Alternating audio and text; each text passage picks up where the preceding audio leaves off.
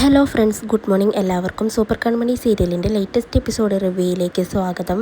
അങ്ങനെ ജയ്മോഹനെ കണ്ടതിനു ശേഷം സാഗറും കൃഷും കൂടി തിരിച്ച് ദേവ്ജിയുടെ വീട്ടിലേക്ക് എത്തുകയാണ്. ദേവ്ജി എന്തായി കാര്യങ്ങളെന്ന് ചോദിക്കുമ്പോൾ സാഗർ പറയുന്നുണ്ട്, ഇതിനു പിന്നിൽ മാനസിയും ജയമോഹനുമാണെന്ന് ഉറപ്പാണ്, അവര് കേസ് പിൻവലിക്കാൻ താല്പര്യപ്പെടുന്നില്ല എന്നങ്ങനെ സാഗർ പറയാണ്. കൃഷ് അപ്പം പറയുന്നുണ്ട്, അച്ഛാ, ഞാൻ എന്തായാലും പോലീസ് സ്റ്റേഷനിലൊന്ന് പോയി കൺമണിയെ കണ്ടിട്ട് വരാം, എനിക്കെന്തായാലും അവളെ ഒന്ന് കണ്ടേ മതിയാവൂ എന്ന് പറഞ്ഞ് കൃഷ് പോവാനായി നിൽക്കുമ്പോൾ സാഗർ പറയുന്നുണ്ട്, നീ അവിടെ പോയിട്ട് ഒരു കാര്യവുമില്ല, വേണമെങ്കിൽ ഞാൻ കൂടെ വരാമെന്ന് പറയുമ്പോൾ ദേവ്ജി പറയുന്നുണ്ട്, വേണ്ട സാഗർ, അവന്റെ മനസ്സിവിടെ നിൽക്കില്ല, അവൻ എന്തായാലും പോയിട്ട് വരട്ടെ എന്ന് പറയാണ്. അങ്ങനെ കൃഷ് കൺമണിയെ കാണാനായി സ്റ്റേഷനിലേക്ക് പോവുകയാണ്. വീണ്ടും സാഗർ അങ്ങനെ ദേവ്ജിയോട് പറയുന്നുണ്ട്, ദേവ്ജി, എനിക്ക് കൺമണി ഓർത്തിട്ട് പാവം തോന്നുന്നു, അവളുടെ വീട്ടുകാരുടെ കാര്യം കഷ്ടമാണ്, ലിഖയുമായിട്ട് അവൾക്ക് ഒരു ബന്ധവുമില്ല, അവൾക്ക് അതിൽ നിന്നും ഒരു ഗുണവും കിട്ടാൻ പോകുന്നില്ല, എന്നിട്ടും അവളെയാണ് എല്ലാവരും കൂടി പെടുത്തിയത് എന്നങ്ങനെ സാഗർ പറയുമ്പോൾ ദേവ്ജി പറയുന്നുണ്ട്, സാഗർ ഒന്നുകൊണ്ടും പേടിക്കണ്ട, കൺമണി പോലീസ് സ്റ്റേഷനിലാണെങ്കിലും അവൾക്ക് നല്ല ധൈര്യമാണ്, അവൾക്ക് അവളെ നോക്കാൻ നല്ലോണം അറിയാം, അവിടെ പിടിച്ചു നിൽക്കാനും അവൾക്കറിയാം, മറ്റുള്ള പെൺകുട്ടികളെ പോലെയല്ല, അവൾ നല്ല ധൈര്യമുള്ള പെൺകുട്ടിയാണെന്നൊക്കെ ദേവ്ജി അങ്ങനെ സാഗറിനെ പറഞ്ഞ് ആശ്വസിപ്പിക്കുകയാണ്. സാഗർ അപ്പൊ പറയുന്നുണ്ട്, മനസ്സ് ചെയ്യുന്ന ഏത് വൃത്തികെട്ട കളിക്കും അവളുടെ അച്ഛൻ ജയമോഹൻ കൂടെ നിൽക്കും, അതെനിക്ക് മനസ്സിലായി, ഇനിയിപ്പോ എന്ത് ചെയ്തിട്ടാണെങ്കിലും പാവം ആ കൺമണിയെ പുറത്തിറക്കിയേ മതിയാവൂ, ഇങ്ങനൊരു ട്രാപ്പ് ഞാൻ പ്രതീക്ഷിച്ചതാണ്, പക്ഷെ അത് കൺമണിക്ക് നേരെ ഉണ്ടാവുമെന്ന് ഞാൻ വിചാരിച്ചില്ല, കൺമണിയെ പുറത്തിറക്കാൻ ഞാൻ ഏതറ്റം വരെയും പോവും, അത് കഴിഞ്ഞാൽ ഞാൻ മാനസയെയും ജയമോഹനെയും ഒന്ന് നേർക്ക് കാണുന്നുണ്ട് എന്നങ്ങനെ സാഗർ ദേവ്ജിയോട് പറയാണ്. അതിനുശേഷം കൃഷ് പോലീസ് സ്റ്റേഷനിലെത്തി കൺമണിയെ അകത്താക്കിയ പോലീസുകാരനോട് പറയുന്നുണ്ട്, സാർ, എനിക്കൊന്ന് കൺമണിയെ കാണണമെന്ന് പറയുമ്പോൾ ആ പോലീസുകാരൻ പറയുന്നുണ്ട്, താൻ ആരാണ് കൺമണിയുടെ എന്ന് ചോദിക്കുമ്പോൾ കൃഷ് പറയുന്നുണ്ട്, ഞാൻ വിവാഹം കഴിക്കാൻ പോകുന്ന കുട്ടിയാണ് കൺമണി എന്ന് ആ പോലീസുകാരൻ അപ്പൊ പറയാണ്. ഓ, അപ്പൊ തനിക്ക് വേണ്ടിയാണോ കൺമണി ആ ഫയല് അലികയിൽ നിന്നും എടുത്തത്, സ്വന്തം മകനല്ലെന്ന് പറഞ്ഞ് സാഗർ നിന്നെ വീട്ടിൽ നിന്ന് അടിച്ചിറക്കിയപ്പോൾ അതിന്റെ പക തീർക്കാനും അലികയെ തകർക്കാനുമല്ലേ നീ കൺമണിയെ വെച്ച് കളിച്ചത്, ഞാനിപ്പോ വന്നത് അവളെ ജാമ്യത്തിലെടുക്കാനല്ലേ, അങ്ങനെ അവൾക്ക് ജാമ്യം കിട്ടണമെങ്കിൽ ഞാൻ പറഞ്ഞ ഉപാധികളെല്ലാം താൻ എഴുതി ഒപ്പിട്ട് തരണമെന്ന് അങ്ങനെ പറയുമ്പോൾ കൃഷ് അതിന് പറ്റില്ലെന്ന് പറയാണ്. ആ പോലീസുകാരനപ്പോ എങ്കിൽ ശരി, താൻ പോയിക്കോ, കൺമണിയെ കാണാൻ പറ്റില്ലെന്ന് പറയാണ്. അങ്ങനെ കൃഷ് അവിടെ നിന്നും പോകുന്നുണ്ട്. എന്നാൽ കൃഷ് നേരെ കൺമണിയെ കാണാൻ തന്നെയാണ് പോകുന്നത്. അപ്പോഴേക്കും അങ്ങോട്ടേക്ക് ആ പോലീസുകാരൻ വരികയാണ്. തന്നോടല്ലേ പറഞ്ഞത് ഇവളെ കാണാൻ പറ്റില്ലെന്ന്, മര്യാദയ്ക്ക് പുറത്തേക്ക് പോവെന്ന് പറയുമ്പോൾ കൺമണി പറയുന്നുണ്ട്, സാർ, എനിക്ക് എൻ്റെ അഡ്വക്കേറ്റിനോടും എന്നെ കാണാൻ വരുന്ന കുടുംബക്കാരോടും സംസാരിക്കാനുള്ള അവകാശമുണ്ട്, അതിനെ സാർ എതിർത്തു കഴിഞ്ഞാൽ നാളെ എന്നെ കോടതിയിൽ ഹാജരാക്കുമ്പോൾ ഞാൻ സാറ് ഇവിടെ ചെയ്തു കൂട്ടിയ കാര്യങ്ങളെല്ലാം അവിടെ പറയും, അതോടെ സാറിനായിരിക്കാം ബുദ്ധിമുട്ടുണ്ടാവുക എന്ന് കൺമണി അങ്ങനെ പോലീസുകാരനെ പേടിപ്പിക്കുകയാണ്. അയാളപ്പോൾ ഒന്നും മിണ്ടാതെ അങ്ങനെ നിൽക്കുകയാണ്. എന്നിട്ട് പറയുന്നുണ്ട്, ശരി, ഇപ്പൊ ഞാനൊന്നും മിണ്ടുന്നില്ല, 2 മിനിറ്റ് നിങ്ങൾക്ക് സമയം തരാം, അതിനുള്ളിൽ നിങ്ങൾ സംസാരിക്കണം, പിന്നെ ഇവിടെ നിൽക്കാൻ പാടില്ല എന്ന് പറയാണ്. അങ്ങനെ ആ പോലീസുകാരൻ അവിടെ നിന്നും പോകുന്നുണ്ട്. എന്നിട്ട് കൺമണിയും കൃഷും കൂടി സംസാരിക്കുകയാണ്.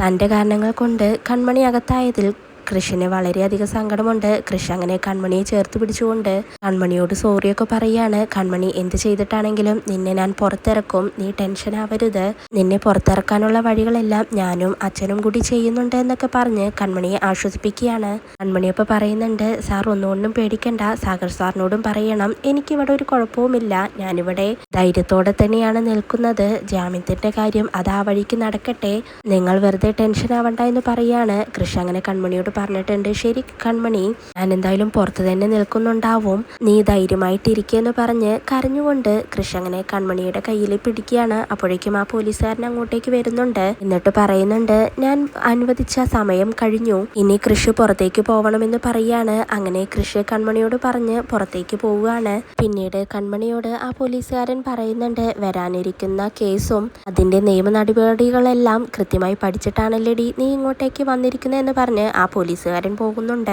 സാഗറാണെങ്കിൽ ദേവ്ജിയുടെ വീട്ടിലിരുന്നു കൊണ്ട് മുതിർന്ന പോലീസ് ഉദ്യോഗസ്ഥർക്കെല്ലാം വിളിച്ചുകൊണ്ട് കൺമണിക്കെതിരെയുള്ള കേസ് പിൻവലിക്കാൻ നോക്കുകയാണ്. എന്നാൽ ആരും തന്നെ അതിനൊന്നും തയ്യാറാവുന്നില്ല.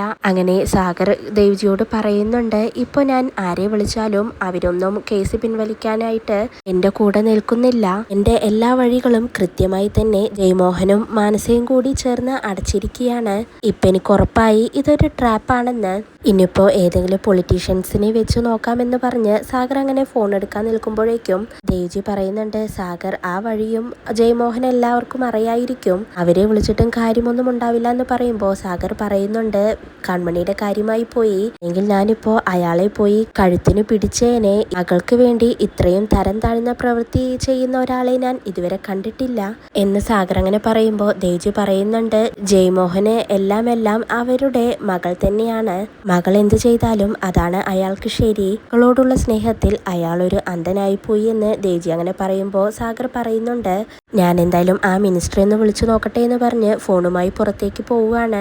പിന്നീട് കൃഷ് ആണെങ്കിൽ പോലീസ് സ്റ്റേഷനിൽ പുറത്ത് അങ്ങനെ നിൽക്കുകയാണ്. അപ്പോഴേക്കും അങ്ങോട്ടേക്ക് ഒരു പോലീസ് ഉദ്യോഗസ്ഥൻ വരികയാണ്.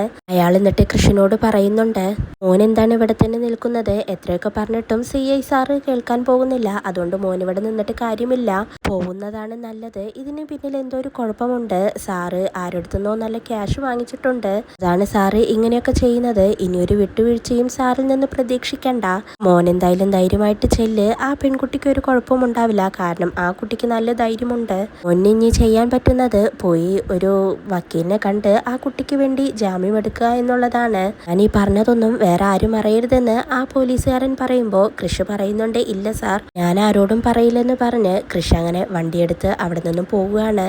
അങ്ങനെ കൃഷി നേരെ പോകുന്നത് വീണ്ടും ജയമോഹനെ കാണാൻ തന്നെയാണ്. കേസ് പിൻവലിക്കാനായി ജയമോഹൻ അപ്പോൾ കൃഷ്ണനോട് ചോദിക്കുന്നുണ്ട്, എന്താ കൃഷി വീണ്ടും വന്നത്, എൻ്റെ കഴുത്തറക്കാനാണോ എന്ന് ചോദിക്കുമ്പോൾ എല്ലാ ദേഷ്യവും മറന്ന് കൃഷി ജയമോഹനോട് പറയുന്നുണ്ട്, അങ്കിൾ ഞാൻ പറഞ്ഞതെല്ലാം അങ്കിൾ വിട്ടേക്കണം, മറന്നേക്കണം, അതിനെല്ലാം ഞാൻ മാപ്പ് ചോദിക്കുന്നു, കൺമണിക്കെതിരെയുള്ള കേസ് അങ്കിൾ പിൻവലിക്കണം പ്ലീസ് എന്നെല്ലാം കൃഷി പറയുന്നുണ്ടെങ്കിലും അമ്പിനും വില്ലിനും അടുക്കുന്നില്ല ജയമോഹനും മാനസയും. ഞങ്ങൾ എന്തായാലും കേസ് പിൻവലിക്കില്ല, എന്തായാലും ഞങ്ങൾ നിയമ നടപടിക്കെതിരെ പോവാൻ തന്നെ തീരുമാനിച്ചു, ഇനി കൃഷി ഇവിടെ നിൽക്കേണ്ടതില്ല എന്ന് അവരങ്ങനെ പറയാണ്. കൃഷി എന്നിട്ട് ഹേമയോട് പോയി സംസാരിക്കുകയാണ്, ആൻറ്റിക്കൊരു മകളുള്ളതല്ലേ, അപ്പോൾ ആൻറ്റിക്ക് അതിൻ്റെ വിഷമം മനസ്സിലാവും, അതുകൊണ്ട് പറയാണ്, അങ്കിളിനെ ഒന്ന് പറഞ്ഞ് മനസ്സിലാക്കണം, കൺമണിക്കെതിരെയുള്ള കേസ് പിൻവലിക്കാൻ പറയണം, ആൻറ്റി ഒന്ന് സംസാരിക്കുക എന്ന് അങ്ങനെ പറയുകയാണ്. എന്നാൽ ജയമോഹൻ പറയുന്നുണ്ട്, കൃഷി വെറുതെ ഹേമയോട് സംസാരിക്കണ്ട, കാരണം ബിസിനസ് കാര്യങ്ങളിലൊന്നും ഹേമ ഇടപെടാറില്ല, ഇത് എൻ്റെ തീരുമാനമാണെന്ന് പറയുമ്പോൾ മാനസയും പറയുന്നുണ്ട്, കൃഷി ഇവിടെ നിൽക്കണമെന്നില്ല, ഇവിടെ ഇങ്ങനെ നിന്ന് ഞങ്ങളോട് ഇനിയും ഇരക്കണമെന്നില്ല എന്നങ്ങനെ പറയാണ്. കൃഷി എന്നിട്ട് ജയമോഹനോട് കൈകൂപ്പിക്കൊണ്ട് പറയുന്നുണ്ട്, നിങ്ങൾക്ക് വേണ്ടി ഞാൻ എന്ത് വേണമെങ്കിലും ചെയ്യാം, ആരോട് വേണമെങ്കിലും വന്ന് മാപ്പ് പറയാം, ആരുടെ മുന്നിൽ വേണമെങ്കിലും വരാം, വേണമെങ്കിൽ വീട്ടിലോ ഓഫീസിലോ എവിടെ വേണമെങ്കിലും വന്നിട്ട് ഞാൻ കൺമണിക്ക് വേണ്ടി നിങ്ങളോട് മാപ്പ് പറയാമെന്ന് കൃഷി അങ്ങനെ പറയുന്നുണ്ടെങ്കിലും അവര് അതിനൊന്നും തയ്യാറാവുന്നില്ല. ഒടുവിൽ കൃഷി ജയമോഹനോടും മാനസിയോടും പറഞ്ഞിട്ട് പോകുന്നുണ്ട്, എന്ത് ചെയ്തിട്ടാണെങ്കിലും ഞാൻ കൺമണിയെ ജാമ്യത്തിൽ പുറത്തിറക്കും, എന്തായാലും ജീവിതകാലം മുഴുവനൊന്നും നിങ്ങൾക്ക് അവളെ ജയിലിലിടാൻ കഴിയില്ലല്ലോ, ബാക്കി ഞാൻ നോക്കിക്കോളാമെന്ന് പറഞ്ഞ് കൃഷ് അങ്ങനെ ദേഷ്യപ്പെട്ടുകൊണ്ട് പോവുകയാണ്. ഇതോടെയാണ് ഇന്നത്തെ എപ്പിസോഡ് അവസാനിക്കുന്നത്.